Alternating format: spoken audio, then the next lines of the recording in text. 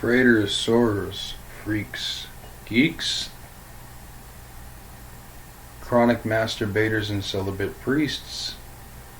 It is the illusion of the abyss time. What I have here is collected rainwater, charged in the sun, charged in the new moon, and also spilled all over my floor. But I still have water in it. It's going to be a quick little tutorial on how we make holy water. I got the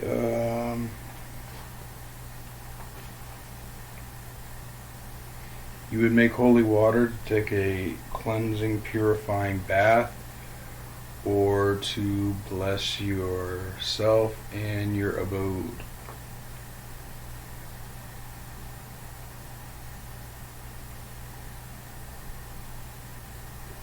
So what we do first is we take pink Himalayan salt,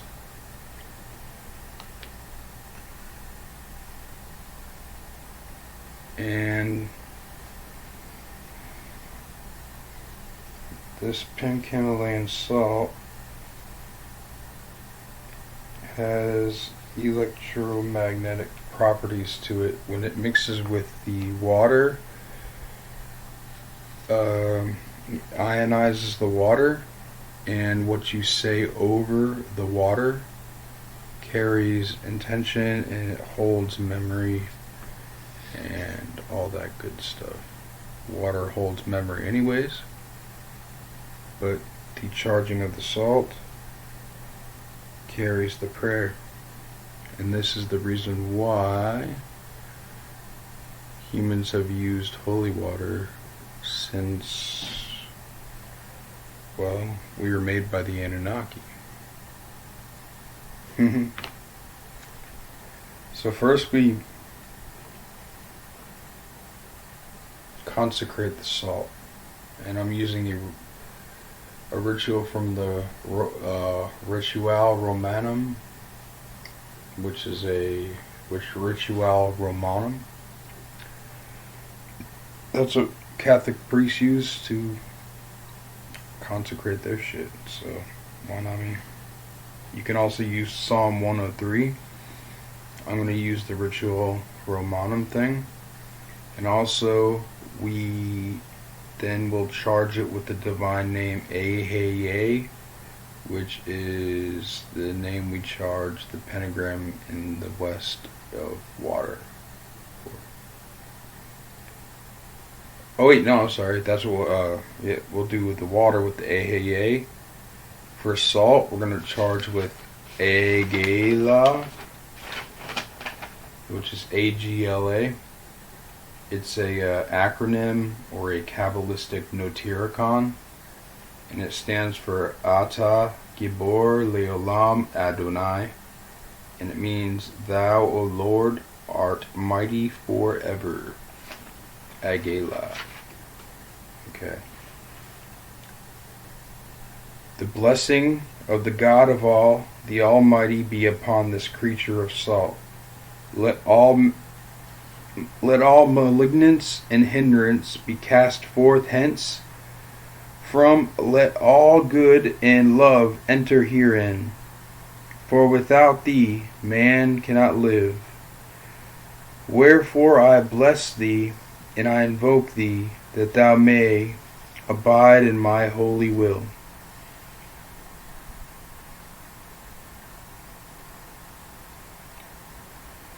Then you bless Agila.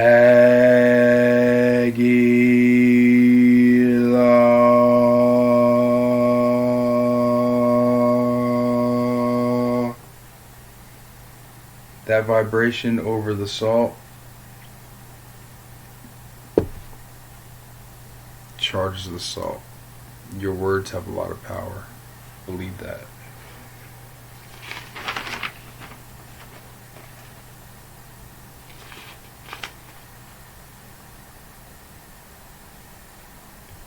Almighty eternal God, I humbly appeal to your mercy and goodness and graciousness. Bless this, and may all who use this find remedy of body, mind, and spirit. May everything it does and touches be freed of uncleanliness and any influence of evil spirits through Yeshua, my Lord. Amen.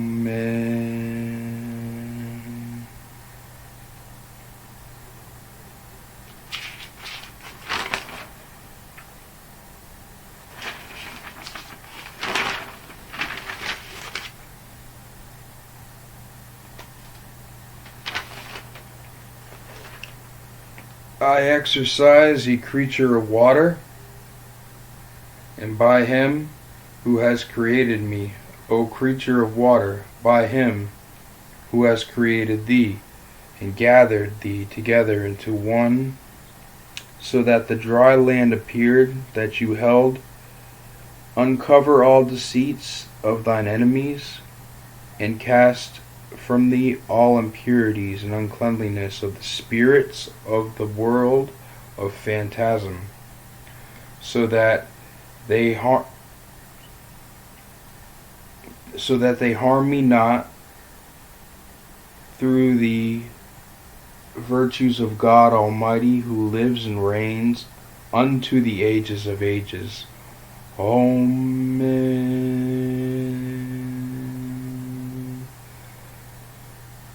God's creature of water, I cast out any demons, evilness, and uncleanliness, in the name of Yeshua, our Lord and Holy Spirit. May you purify this water, empowered to drive afar all powers of wickedness. Let Yeshua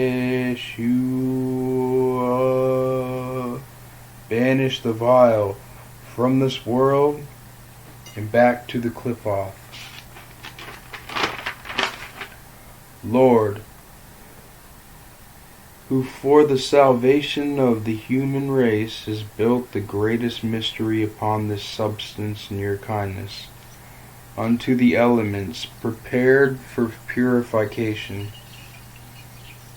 May your creation be a vessel of divine grace to display demons, sickness, and corruption, so that all touched by this element of your holy way rid the unclean and harmful things. Please remain in the atmosphere.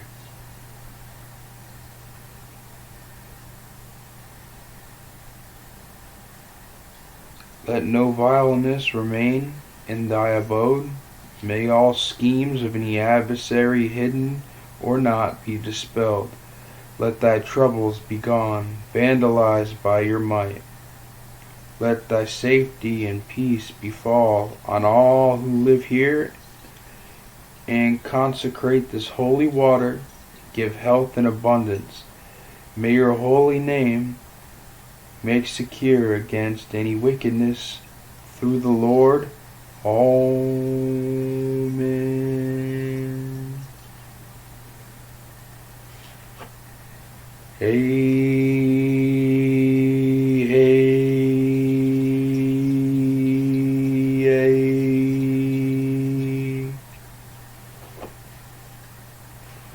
All right.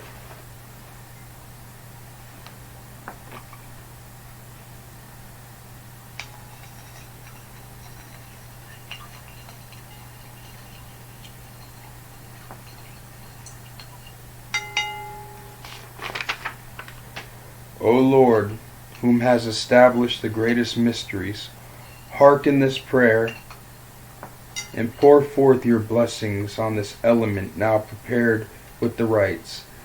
May this creature of yours, when used in your mysteries, be endowed with grace, and serve to cast out demons and banish dis-ease.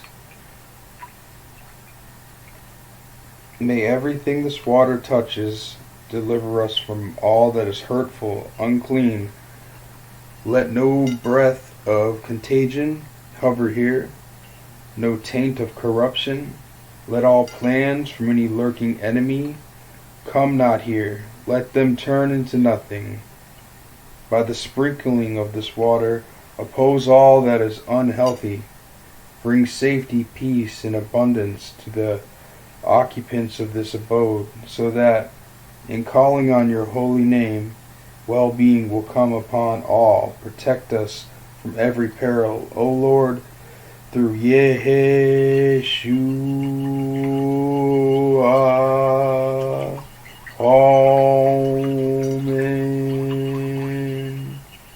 Amen.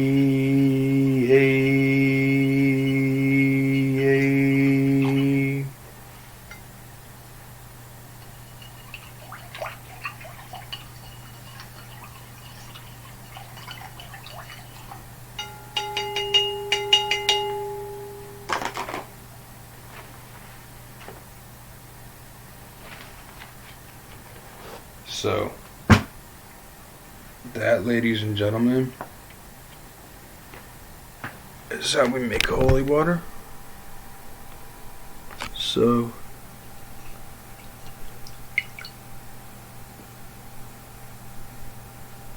go ahead and bless that. A little glass pyramid.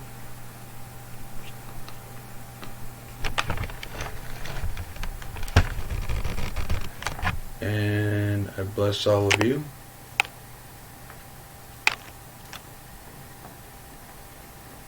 Ata Malkut Vigebura Vigedula Liolam Amen.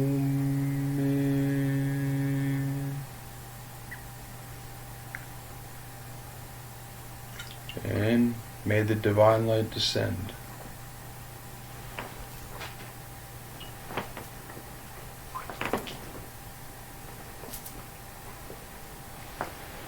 So, that's how you make holy water.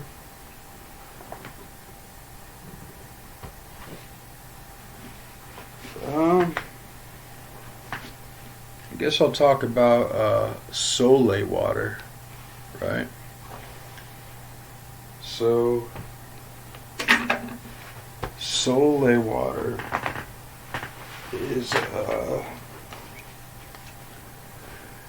Sole water is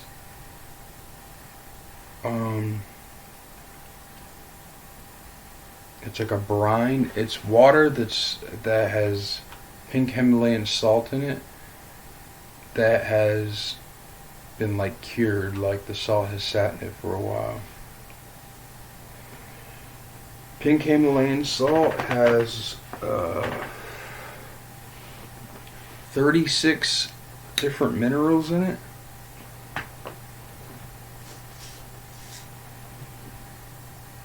More than pink Himalayan salt.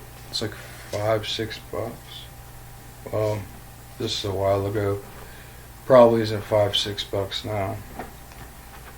Prices for things have gone up dramatically.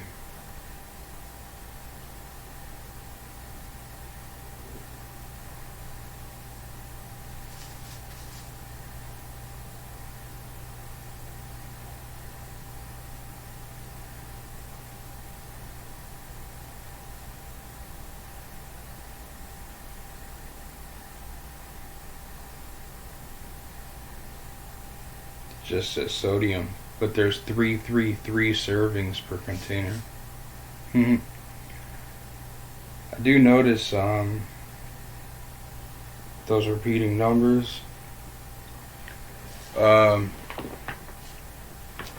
People call them angel numbers.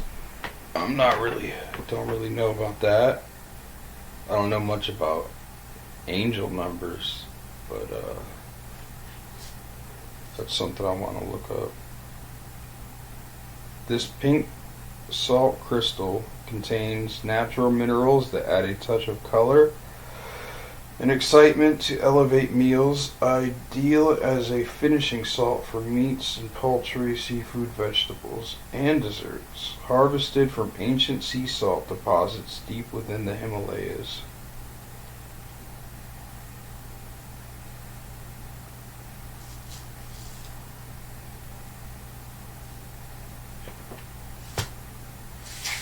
So, pink Himalayan salt, because it has all these different minerals in it. You can also use sea salt, just the regular sea salt, but you do not want to use sodium chloride. I believe that's table salt. Table salt has been processed and is crushed down and put through chemical processes that are not good. So let me find something on Sole water real quick so I can tell you about it. It's spelled S-O-L-E. It looks like soul water, but it's Sole, S-O-L-E.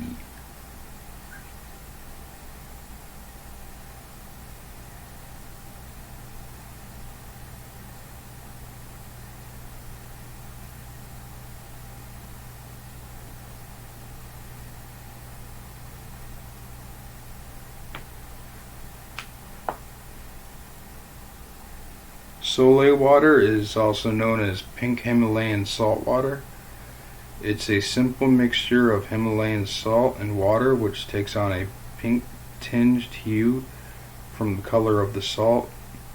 It's pretty and popular, but there isn't much conclusive evidence in favor of its possible health benefits. This is from WebMD, so they're not going to say that it has the health benefits, but let's look into what it has.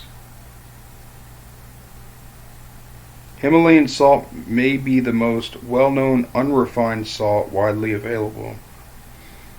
Unlike typical bright white refined salts, which have been bleached and have most of their minerals removed with extra iodine added in, unrefined salts like Himalayan salt retain more of their healthy minerals like magnesium and potassium without any additives. Magnesium and potassium are really important for your body, especially if you're into fasting and veganism.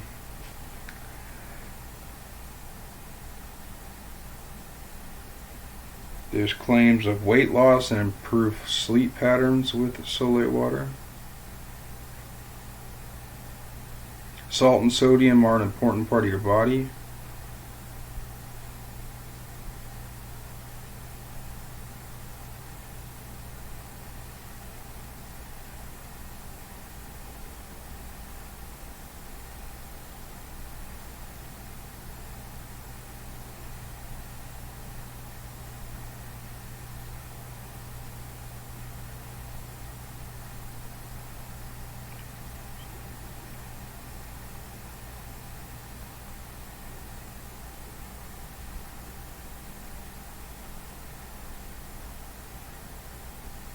Can help with hydration.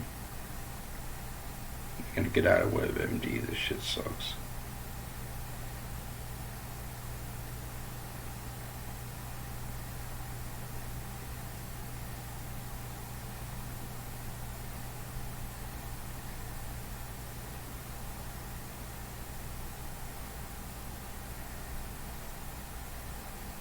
How to make Sole water.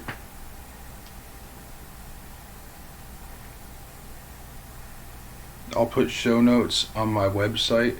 My website is illusionoftheabyss.com, but it's illusion. It's not spelled. I usually spell of with a OV. It's illusion of the abyss, OF. ILLUSIONOFTHEABYSS.com. pollutionoftheabyss.com. Jeffy bought a domain name and made a website.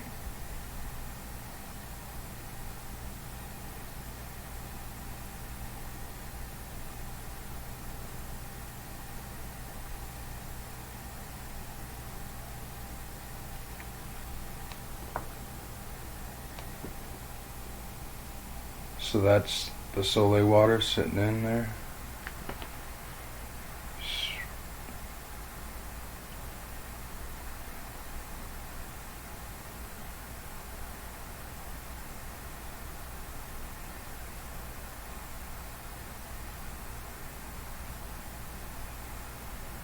Doctors for years have blamed salt for many health problems. In fact, salt is necessary for a number of bodily functions that contribute to hydration and a healthy nervous system. Of course, the type of salt you consume is where many problems arise. Table salt is processed heavily and filled with so many bleaching ingredients that it is stripped of any nutrients and only functions as an unhealthy source of sodium, and it's just for taste. It's like MSG. Himalayan salt, along with real sea salt, on the other hand, provides a wealth of health benefits. But did you know that you should actually be drinking it? What is Soleil and how can it improve your health? Soleil is a health concoction made up of just two simple ingredients, Himalayan pink salt and water. The salt is added to the water until absolutely no more salt will dissolve. 1 teaspoon of this mixture is then diluted in water and taken daily.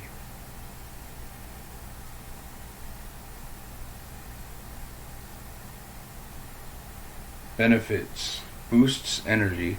Since Himalayan pink salt is packed full of so many beneficial minerals like copper, zinc, magnesium, calcium, and iodine, it totally reinvigorates the body. It also gives you a much needed surge of energy to make it through that mid-afternoon slump. It helps with muscle cramps following intense exercise. Himalayan pink salt is rich in various minerals including potassium or calcium. Drink this concoction daily and eat a banana to avoid painful muscle cramps. Replenish electrolytes and stay hydrated. It aids in the hydration process. It hydrates without diluting your body of essential nutrients and minerals. Start your day off with a glass of Soleil water, allowing you to begin the daily hydration process with an extra boost. Plus, real salt has natural hydration properties due to its electrolytes that help your body absorb the water. It helps clear your skin because of the hydrating benefits and the wealth of minerals. It can improve your skin from the inside out. Forget creams, serums, and makeup. Soleil decreases acne, reduces eczema, and improves skin infections and rashes naturally. It's a detox agent.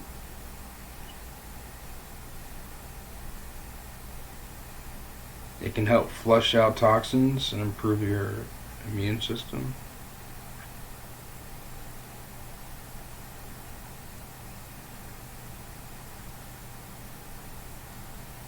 How much water do I need? Take a big ass mason jar and fill it.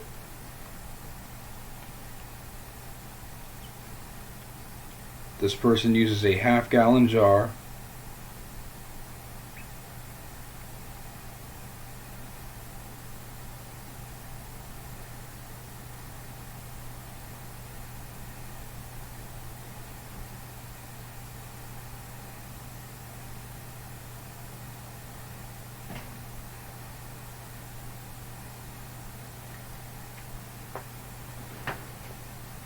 And 1 to 2 cups of Himalayan pink salt. You want to use filtered water.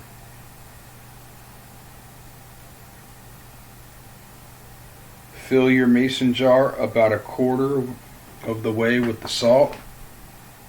Add your filtered water until about an inch remains at the top of the jar. Twist the lid and shake. sit overnight, and you want the salt to dissolve into the water. After it's dissolved, add more, wait one more night, and repeat the process until some remains at the bottom of the jar in the morning. Once no more salt will dissolve, you keep adding salt and shaking it and letting it sit, and then once no more salt will dissolve, when you still have salt in the morning, this means the water is fully saturated with all of the salt and the minerals and all that. How to use it: store at room temperature on your counter. It won't go bad due to the salt's natural preservation properties. Mix 1 teaspoon of the tonic in a glass. So you would just use 1 teaspoon in a glass of water.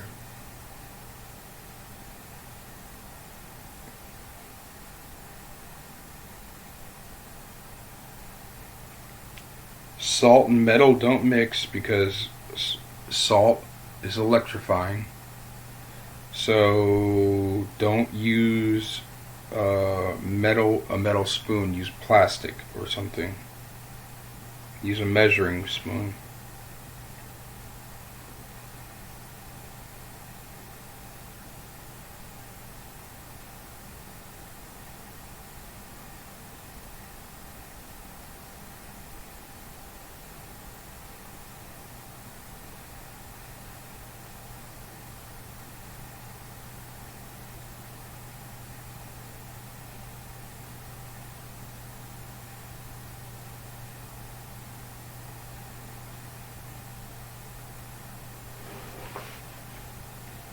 Yeah, I found this out about 3 weeks ago.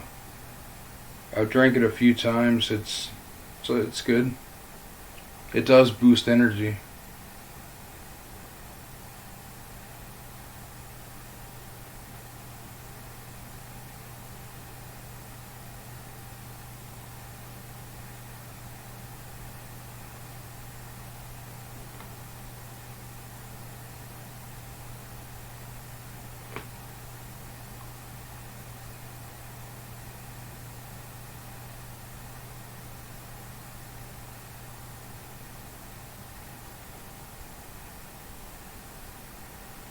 The easiest and fastest way to hydrate and energize cells in the body is Soleil.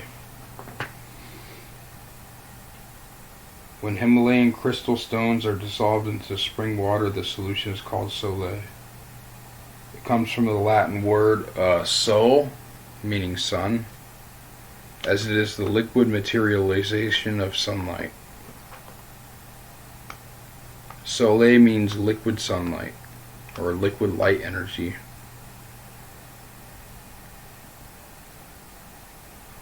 You have 1 teaspoon to 8 ounces of pure filtered water in the morning on an empty stomach.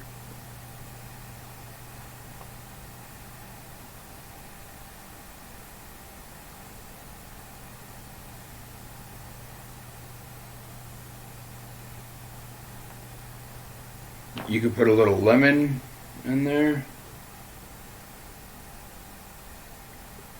So when water and Himalayan crystal salt combine, the two individual ions, the charging particles of sodium and chloride, plus the additional ions from the 82 minerals found in the salt's crystalline structure, are released into the water, creating a solution of concentrated mineral energy. When you add Soleil to 8 ounces of water and drink, these ions or electrical charges are immediately absorbed, charging your body with energy. We're made of electricity, electromagnetism. The Soleil also improves the structure of the 8 ounces of water you add to it, so that when you drink the water, your body absorbs up to double the amount of water into your cells. Wow. As a side note, did you know it is estimated that your body is lucky to absorb 20% of most tap water, and that waters completely devoid of any minerals are extremely hard for cells to absorb? That is why people who drink large amounts of water, a poorly structured or mineralless waters, can still be dehydrated. Like everything else in life, quality is often more important than quantity, and water is no different.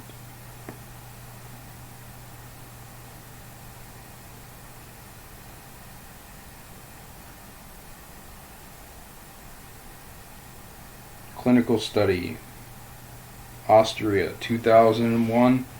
Participants who drank Soleil water enjoyed significant positive changes in respiratory, circulatory, organ, connective tissue, and nervous system functions. Patients also reported increase in quality of sleep, energy, concentration levels, brain activity, weight loss, enhanced consciousness, hair growth, and nail growth. Another study, 2007, Las Vegas, Nevada, to test the body's reaction to the ingestion of common sea salt versus ingestion of Himalayan crystal salt.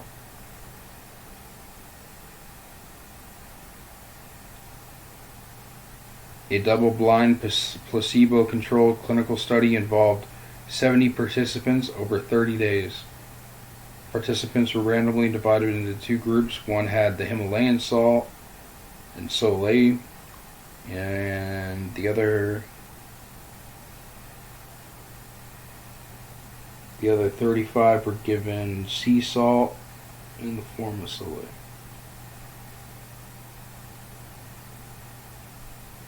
An optimal wellness analysis was performed on all 70 participants prior to the start, and then at 14, and then at 30 days.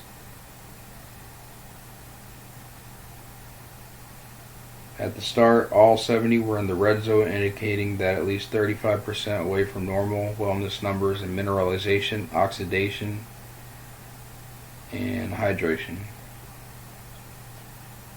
At the end of the study, those who drank Himalayan crystal sea salt Soleil came up close to the range of normal health, while those who drank Soleil made from common sea salt were at least 35% away from normal range.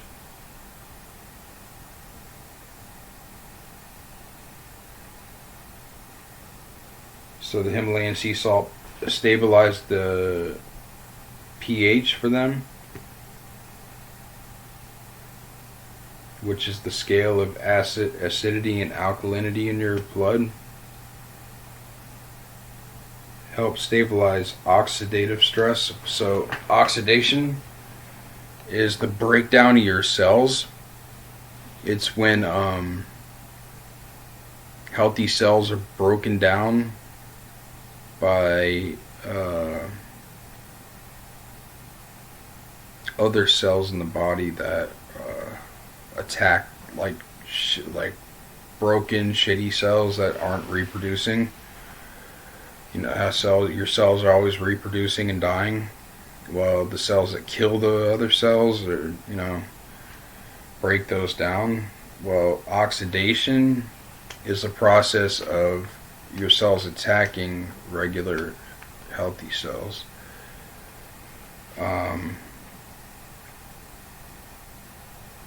It's through not being hydrated, not getting enough, not having good breathing technique, not getting enough sunlight, water, and air, which is 17 to 20% oxygen,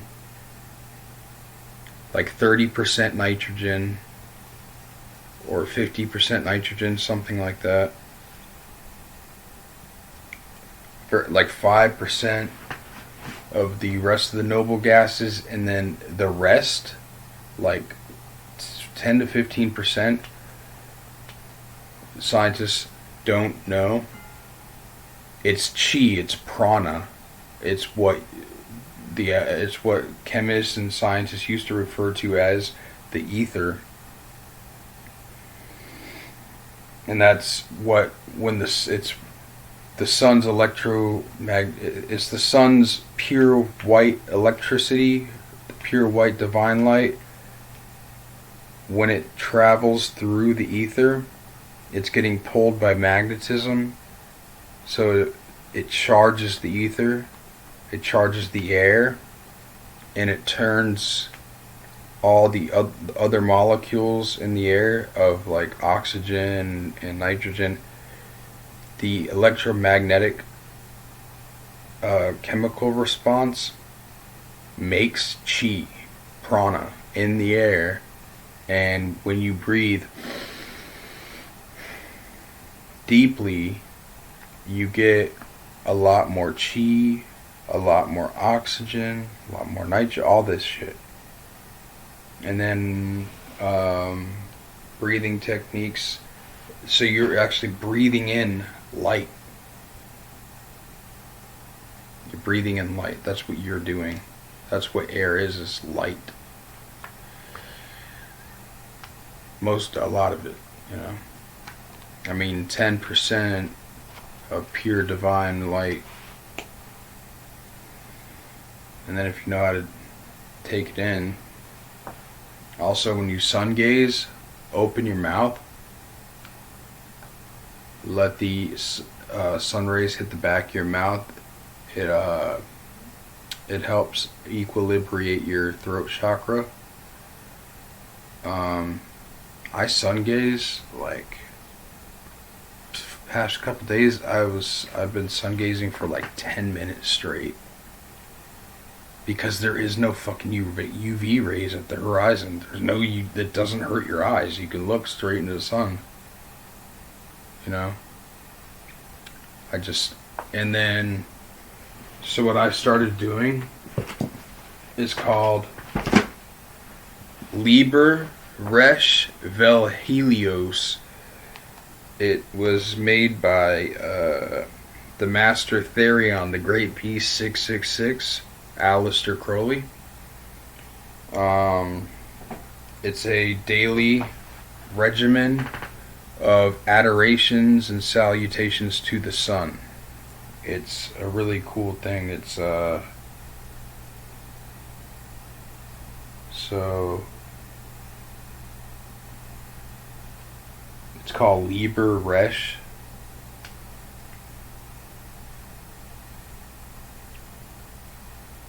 I wrote down the practice of giving thanks, adorations, and salutations to the sun. It's an ancient practice. Hindus do this too. It's an ancient practice. Buddhists do this. It puts your body in alignment with the frequency of the universal forces. It gives you pure energy from the prana, ki, chi, ruach, whatever you want to call it, and illuminates the etheric field and chakra and auric field. I put in also with it sun gazing. As soon as the sun is coming up, stare directly into the middle of the sun for 1 to 5 minutes. It is truly amazing. There are no UV rays.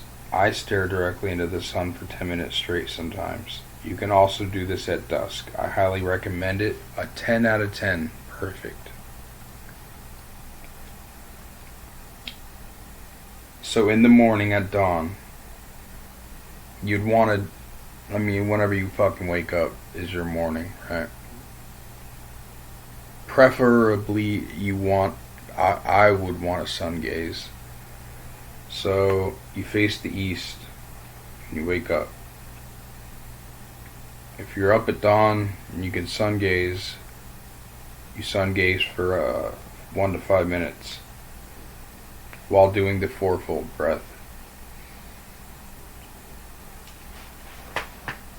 And you stand with your hands out, the sign of Osiris slain, like this.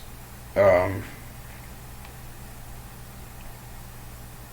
the morning, you do the sign of Osiris slain, L V X, Osiris slain, the sign of Isis in mourning, the sign of Apophis and Typhon, and the sign of Osiris slain and arisen.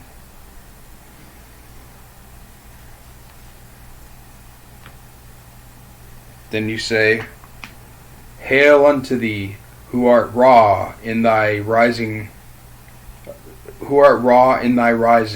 even unto thee who art Ra in thy strength, who travels over the heavens in the bark at the rising of the sun. Tahuti, Thoth, stands in the splendor at the prow. and Ra-Hur Kuwait at the helm. Hail unto thee from the abode of the night. And then Cyrus slain, L V X Lux. At noon, you face south, and you give the sign of fire. You have 7 chakras. Each finger has a chakra, your palm has a chakra, and then your wrist has a chakra. So, at noon, you do this. That's taking in chi through your chakras.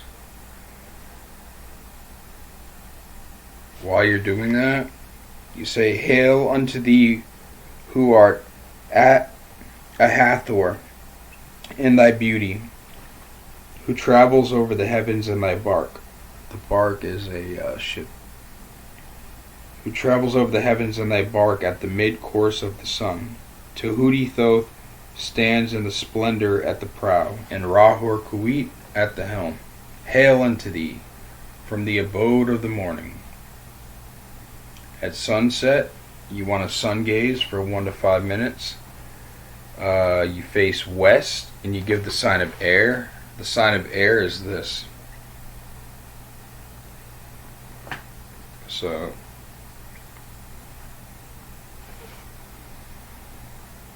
hail unto thee who art Atum in thy setting, even unto thee who art Atum in thy joy, who travels over the heavens in thy bark at the going down of the sun.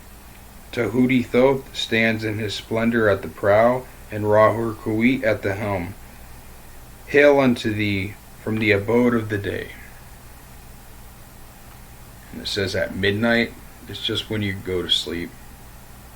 You face north, you give the sign of water.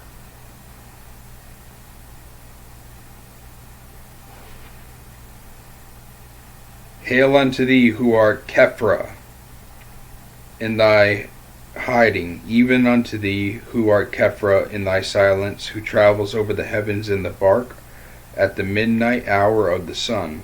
Tahuti Thoth stands in his splendor at the prow, and Ra-Hur Kuwait at the helm.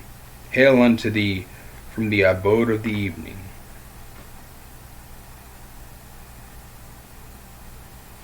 After each thing you do, so hail unto thee from the abode of the evening, you do sign of silence. So it's left index finger to the bottom lip. Breathe in and stomp your right foot. A sign of silence. Or it's a sign of Harpocrates.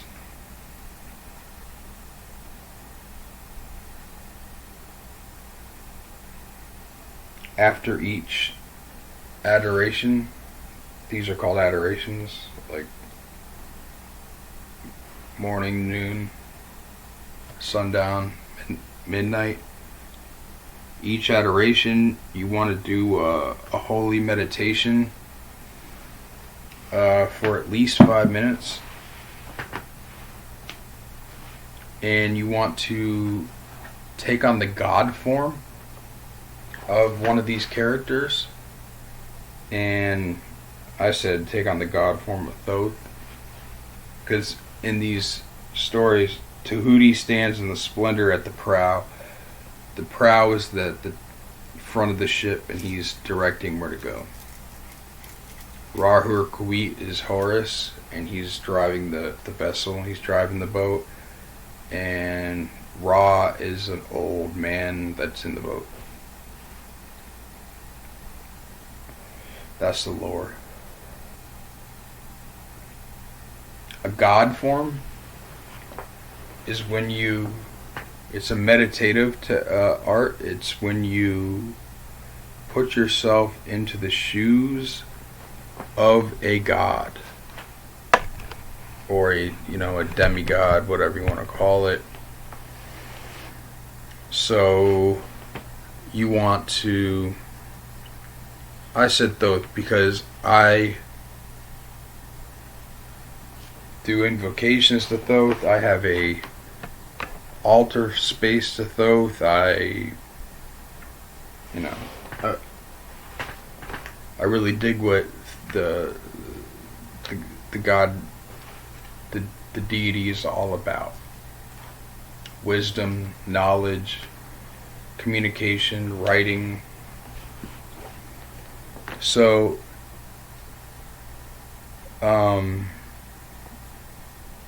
if you were to assume the god form of Thoth, you're steering this ship. So let's say you're doing it at noon. You're saying these things. You're doing the sign of a fire. You're saying these things, but in your mind, you are Thoth. You know everything in the world, everything in the universe. You're all knowing and all seeing. And you are piloting a ship over the heavens, which is the sun.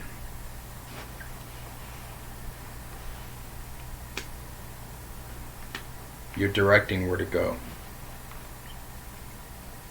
So it's a meditative practice. You're putting yourself in the shoes and you're feeling it and you're in it. That's the assumption of a God form. So you want to try to assume the God form of one of these characters in each adoration.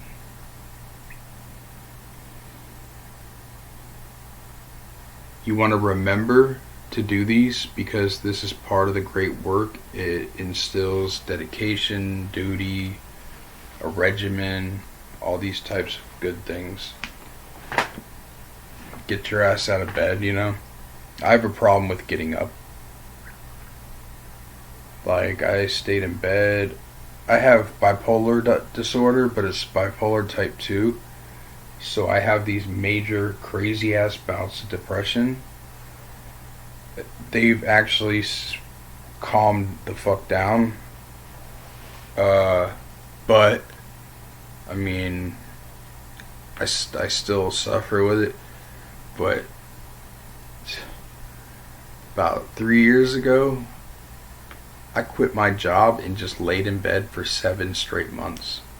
And I'm not kidding. That's not a fucking exaggeration or anything.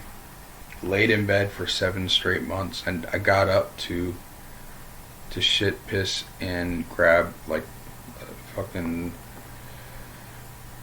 just bullshit. I was eating like shit, just SpaghettiOs out of a can. I was taking antipsychotics at the time because I live in Fort Myers, Florida, Lee County, and I was doing public mental health, the public free mental health care system. Literally, the lady, I've been to med school and I know pharmacology and I know I know all the pharmaceuticals. We were talking, she just laid the book in front of me and said, here, you have bipolar type 2 disorder. So what bipolar type 2 is that for like 7-8 months out of the year, I will be severely depressed where it's crippling. I cannot get out of bed. It's fatigue, it's mental fog, it was bad. It's better now, but it was fucking bad, dude. And I've had 10 suicide attempts, like for realsies, locked up in fucking psych wards and these things. Like, there's not really a reason I should be alive, but I am, and I'm very grateful to God for that. But so like you're fucked up for like 7 straight months, then all of a sudden you'll have like 1 month where you spike up and you're out of bed and you got all these ideas and all this weird energy. That's called being manic. And I won't sleep for a month. I'm fucking not kidding. Like, I'll sleep for 15 to 18 hours a day for like 6 months, like hibernating like a bear, and then for like a month and a half, I will not sleep. And I weighed almost 400 pounds from fucking, this lady handed me the book and said, you have bipolar type 2. I think you need to be on an antidepressant, and this is what we do. We put you on an antidepressant and an antipsychotic. Read them, and what would you like? I wish they did that with Oxycontins and shit. What would you like? I'll take a large. But yeah,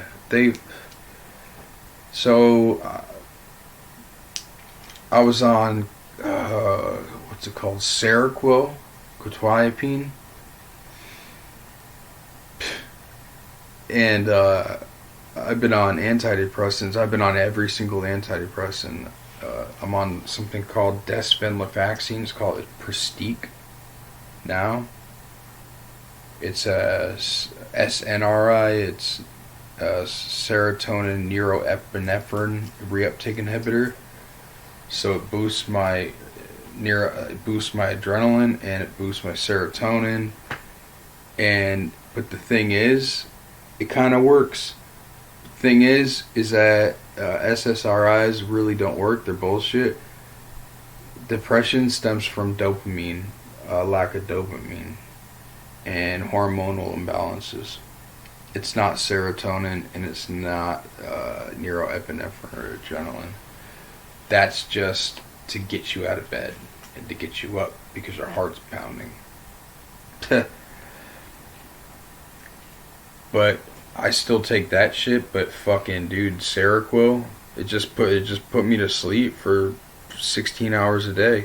It was great. I'd rather, when you feel like you want to die and you're not, you're asleep for 16 hours a day, you pretty much are dead. So, I didn't give a fuck. I didn't care. I quit my job. I just didn't show up to work. I just fucking didn't go in. I live at my mom's. She was like, what's going on? I was like, I'm gonna either hang myself or like just leave me alone. Anyways, so the side effect of any the antipsychotic is to keep the mania down. Thing is I have bipolar type 2. I only get manic for like 1 month. Then I'll go on a tear of 3 to 6 months of severe depression. Then 1 month of manic. It's not up and down, up and down. It's this type 2 thing.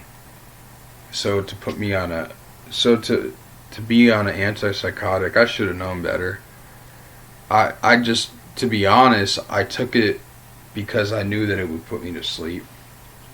And I just wanted to sleep. I just didn't want to be in the world. I just didn't want to be in this reality, to tell you the truth. So I ballooned up to I was like 370. And then I stopped taking the shit and I went manic like about 2 months later. And I didn't sleep, no bullshit. I got a job at Publix, and I've always worked as a chef, going in at like 4 or 2 o'clock in the afternoon, getting out at like fucking 2 in the morning and shit. Or crazy hours. I was not used to getting up at 6 a.m., getting ready, having to be there like at 7. I'm not good at doing jobs like that. Anyways, but it was a good job. Publix, like, it can be good if you play politics right, I guess. I don't know. but I was fucking scared shitless that I would fuck that job up and be late. In the first month, you're allowed to be late like 4 times in like a period of like, I don't know, like 6 months. And in the first month, I used up all those late days. Like I was late 4 times in like a month when you're supposed to have, it's like a 6-month period. And I was so fucking scared that I just didn't sleep. I didn't sleep. I was taking kratom. I was extracting kratom. They sell kratom extract that has the opiate. There's an opiate in kratom, and it's called mitragynine, and then 7-hydroxymitragynine. Those are the alkaloids, the chemicals that are inside of the plant material.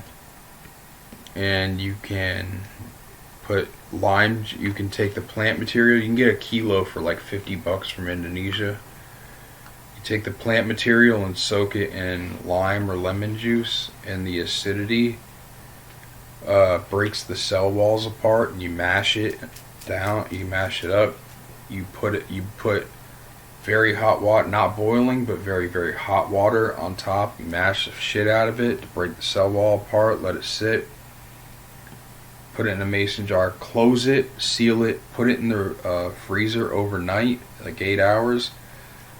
Next morning, you will have something. This is called the red bubble extraction technique, because there will be a red bubble that has appeared. It'll be separated. It'll be green and red. And the red is the alkaloids, the drugs, the mitragynine and the 7-hydroxymitragynine. You can take that out. It'll be plant material. You can you can reprocess that and extract more out of that after it thaws out. You take the red alkaloids. You reprocess that. You dry it out. You mix it with some lime juice, pour more hot water, fucking put it into the freezer, freeze it. You take that solution, pour it over parchment, cookie sheet with parchment paper.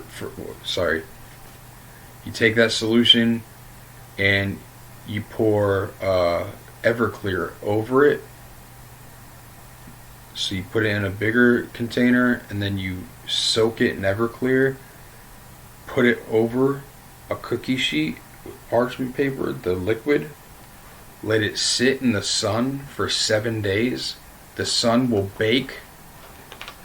The alcohol will separate it'll tear more of the cell walls apart, and more alkaloids come out, and so now you've gotten every little bit out of it with the alcohol, and then the sun evaporates the alcohol, and what's left is a reddish brown powder of pure opiates. And I was taking a lot of that. I wasn't measuring it at all. I was fucked up. But I'm like crippled too, so like I've had like 9 knee surgeries. My knees are all fucked up. Osteoarthritis in both fucking knees, level 4, the worst. Like, I'm trying to get disability right now. But yeah, anyways, I went manic off of doing that. Just taking opiates for me are stimulants. So I went for a straight fucking month. Maybe I would sleep for like 2 hours and then fucking wake up. Very weird time. 1 month, and I didn't eat the whole time. I just drank Monster energy drinks. And I lost 200 pounds in like a month and a half. Maybe 2 months. But probably like 2 months, but yeah, I lost all that weight. It was fucking crazy, man. It was fucking crazy, dude.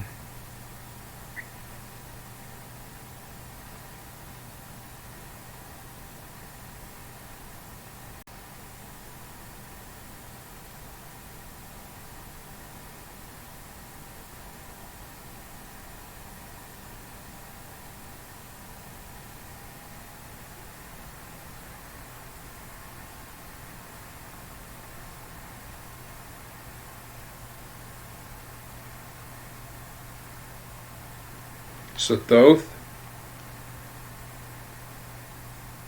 stands at the front of the ship, and he slays the darkness. He slays Set.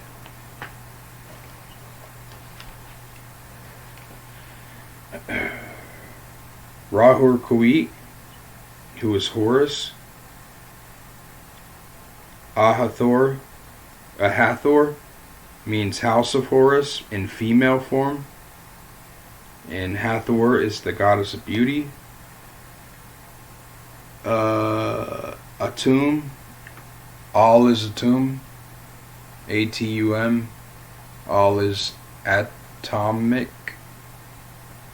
In the Hermetica by Hermes Trismegistus and a lot of the ancient texts of the Egyptians, especially Thoth and Hermes, you'll see after a lot of like verses it'll say all is Atum, Atum. And my favorite philosopher, Santos Bonacci, made the connection like with etymology, like that's atomic, that's atom for us, or atom, atom, it's all the same. It means the molecule. It means the atom, a cell. We're one cell in like God's brain. You know how like we're made up of fucking trillions of cells? Well, as above and so below. That's what that means. But Atum is the original god of Heliopolis. That's the city of the sun in Egypt lore, Egyptian lore. He precedes Ra. So Atum precedes Ra. So he's the king before the sun. He's the atom. He's the atomic blast that created the sun.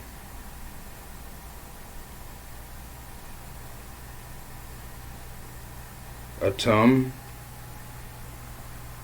literally means to make complete, like a cell. Kepra is the scarab. The scarab, the dung beetle. You always see in Egyptian shit, scarab.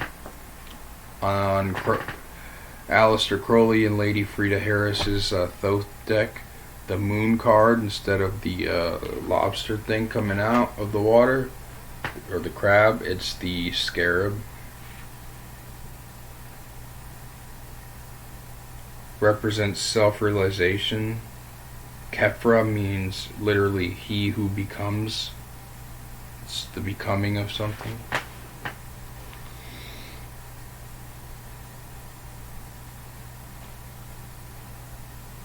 So then there's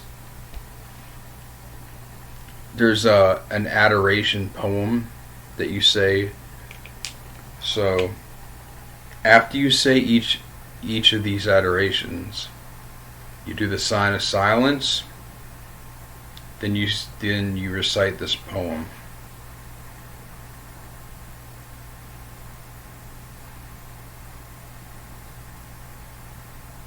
And it's called the Adoration.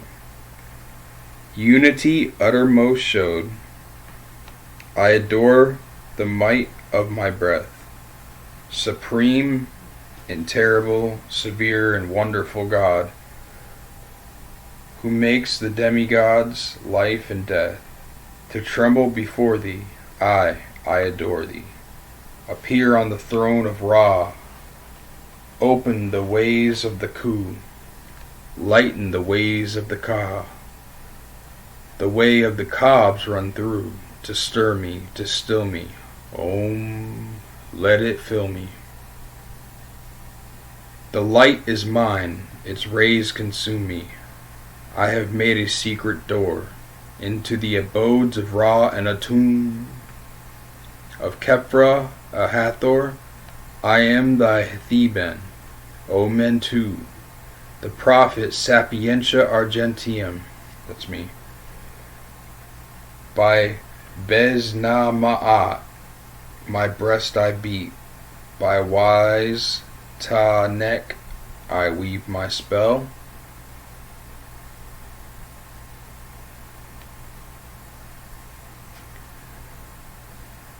Show thy star splendor, O Nuit, bid me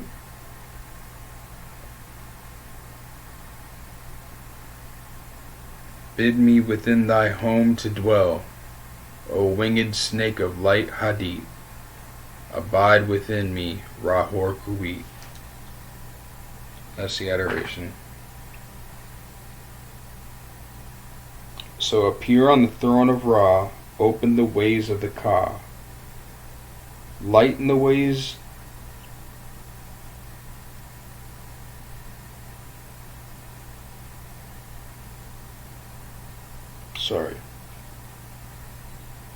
open the ways of the Ku, lighten the ways of the Ka. The ways of the Kabs run through, to stir me, to still me. Om, let it fill me. So the Ku is the spiritual intelligence of the higher self. It's the holy guardian angel. Open the ways of the Ku. Open up the holy guardian angel, the Tifereth center. The Ka, well, Ku actually means literally the brightness. The Ka is the ego, the lower ego, and the astral and etheric bodies, so it can be both. The Kab is your shadow, the dweller at the threshold, which you have to tackle and understand first, and then love to defeat.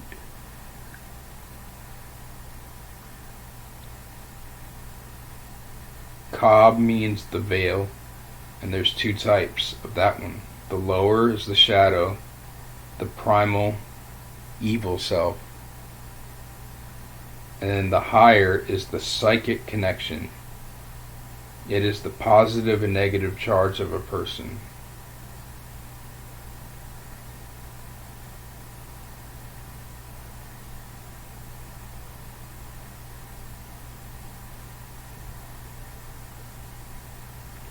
So that's Liber Resh Vel Helios.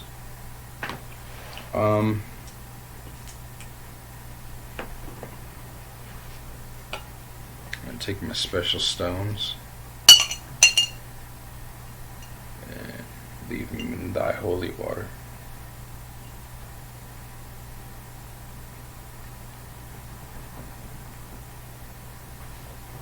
Alright guys, so now you know a little about me, and you know a little bit about Soleil water, holy water, and the daily adorations of the sun.